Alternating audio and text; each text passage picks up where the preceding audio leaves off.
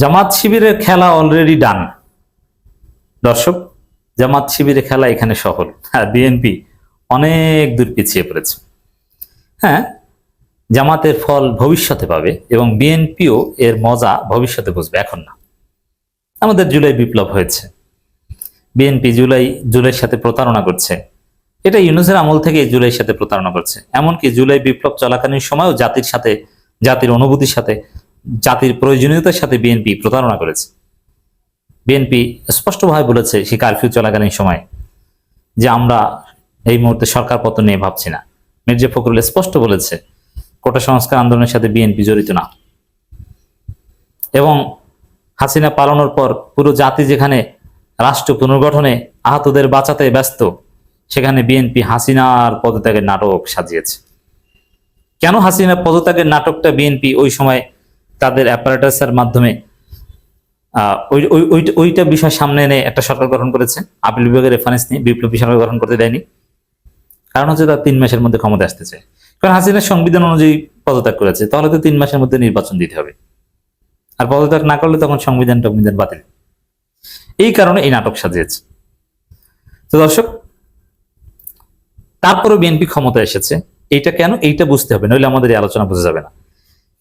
আপনি যতই ভালো কাজ করেন, আপনি একটা বিপ্লবের নায়ক, আপনার কারণেই দেশ ফ্যাসিবাদ মুক্ত হয়েছে, তারপরও আপনি ভোটে জিততে পারবেন না। কারণ ভোট জিনিসটা, বাংলাদেশের ভোট এমনিতেই কারাপ্টেড, সুষ্ঠু হয় না। যেমন এত কিছুর পরও 12 ফেব্রুয়ারি নির্বাচন কি সুষ্ঠু হয়েছে? না, জামাতকে হারিয়ে দেওয়া হয়েছে। একদম প্রশ্নাতীত নির্বাচন তো হয়নি।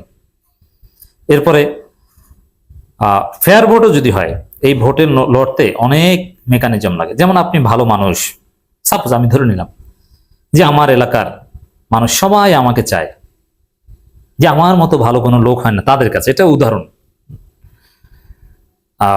এবং আমি তাদের বিপদ আপদে পাশে থাকি, এমন কোনো বিপদগ্রস্ত মানুষ নাই যে যাদের পাশে আমি না দাঁড়িয়েছি।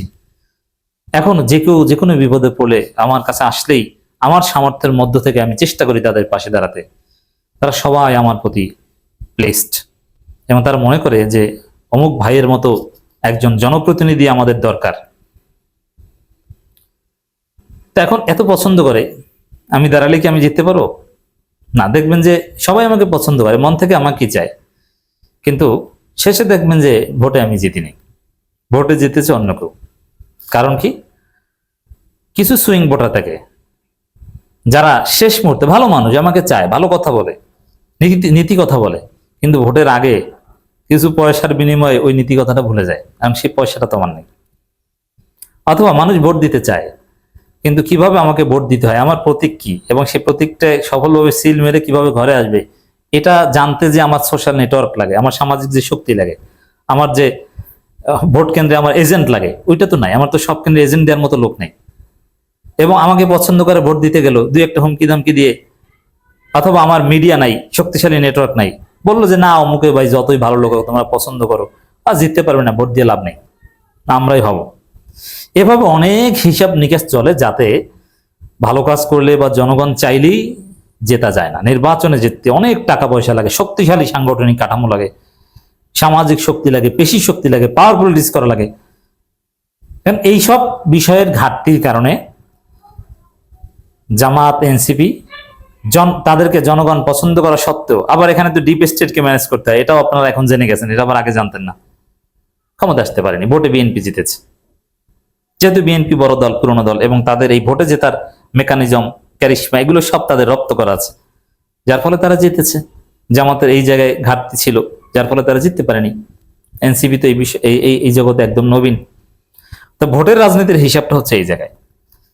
কিন্তু আসল খেলায় ভোটে বিএনপি জিতেছে, কিন্তু আসল খেলায় জামাত শিবির সফল, বিএনপি অনেক দূর পিছিয়ে পড়েছে। কি সেটা?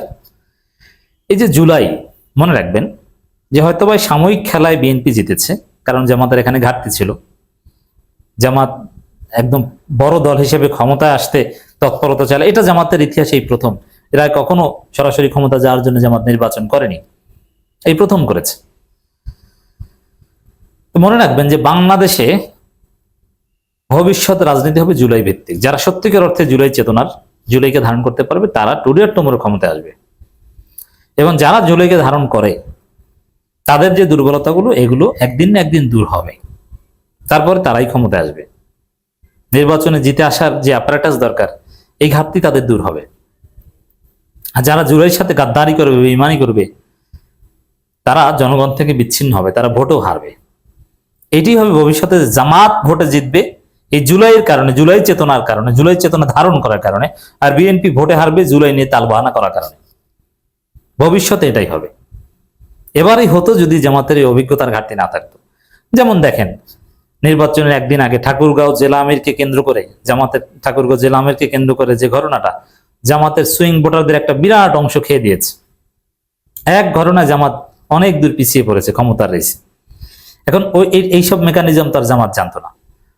সহজ সরল জামাতের আমিররা তো সহজ সরল, অতটা রাজনীতি বুঝেও না। বেটা বস্তা করে টাকা নিয়ে বিমানবন্দরে যে ধরা খেয়েছে এবং সে ভয় তো কান্না করার মতো অবস্থা, অসুস্থ হয়ে পড়েছে, সেন্সলেস।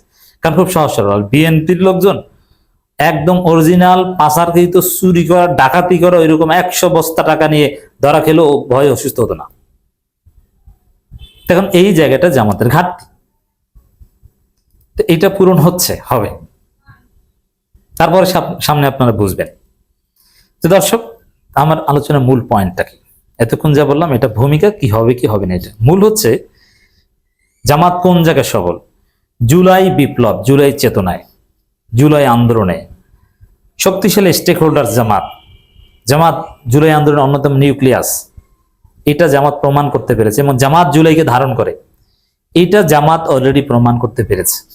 আর বিএনপি এখন পর্যন্ত জুলাই নিয়ে তাদের ন্যারেটিভই স্পষ্ট না। তারপর ওই যে ভোটে জিতেছে, কিভাবে ভোটে জিতে তো একটা মেকানিজম লাগবে, ওই মেকানিজমটাই অন্য প্রতিপক্ষের ঘাটতি ছিল, বিএনপির প্রতিপক্ষের। বিএনপি এই ক্ষেত্রে সফল, তারা জিতে গেছে, কিন্তু ভবিষ্যতে জিততে পারবে না। যেমন জামাত অনেকগুলো বই রচনা করেছে, নতুন প্রজন্ম জুলাইয়ের নায়ক হিসেবে জামাতকেই, শিবিরকেই জেনে আসবে, সাদিক ক্যাম্পদেরকে চিনবে। এই জন্য বই রচনা, জুলাই শহীদদের প্রোফাইল তৈরি করা এবং শহীদ পরিবারকে সবার কাছে, প্রত্যেক শহীদ পরিবারের কাছে জামাতই প্রিয়। 90% শহীদ পরিবার জামাতকে ভোট দেয়, কারণ তাদেরকে জামাত রেসপেক্ট করে, ধারণ করে। তো এভাবে জুলাইয়ের অন্যতম নায়ক হিসাবে রাজনৈতিকভাবে জামাত নিজেদেরকে, জামাত শিবির কায়েম করে ফেলেছে। এবং জুলাই নিয়ে এখনো জামাতের যে ক্রিয়েটিভ আয়োজন, এতে পরবর্তী প্রজন্ম জুলাইয়ের নায়ক হিসাবে জামাতকে জানবে এবং জামাত শিবিরকে ভোট দেবে। আর বিএনপি এখনো তার ক্লিয়ারই না, ন্যারেটিভই ক্লিয়ার না। যেমন রুহুল কবির রিজভী বলছেন, জুলাই বিপ্লবের মাধ্যমে বিএনপি 17 বছরের আন্দোলন পূর্ণতা পেয়েছে। এর মানে জুলাই বিপ্লবকে আলাদা একটা বিপ্লব, না 17 বছর আন্দোলনের কন্টিনিউশন, না কি? এটাই তো বিএনপি শিওর না। এইটা কি প্রমাণ করতে পারবেন 17 বছর আন্দোলনের পূর্ণতা? না, 17 বছর আন্দোলন ব্যর্থ, জুলাই বিপ্লব আলাদাভাবে সফল। 17 বছর আন্দোলনের সাথে জুলাই বিপ্লবের কোনো সম্পর্ক নেই। 17 বছর আন্দোলন করেছেন তত্ত্বাবধায়ক সরকারের দাবিতে, ভোটের দাবিতে। অথচ 1 জুলাই থেকে 35-36 জুলাই পর্যন্ত একটা বার ভোট, তত্ত্বাবধায়ক সরকার, এগুলো উচ্চারিত হয় নাই। তো আপনাদের 17 বছরের সাথে কোনো সম্পর্ক নেই। তা বিএনপি জুলাইতে নিজেদের স্টেকই তৈরি করতে পারছে না, কিন্তু ক্ষমতা এসেছে তো ওই মেকানিজম এর কারণে, কিন্তু ভবিষ্যতে আসতে পারবে না। কিন্তু জামাত এই জায়গায় বই, পুস্তক, কেতাব রচনা করে, ডকুমেন্টারি ফিল্ম রচনা করে তাদের জায়গা তারা প্রতিষ্ঠিত করে ফেলেছে।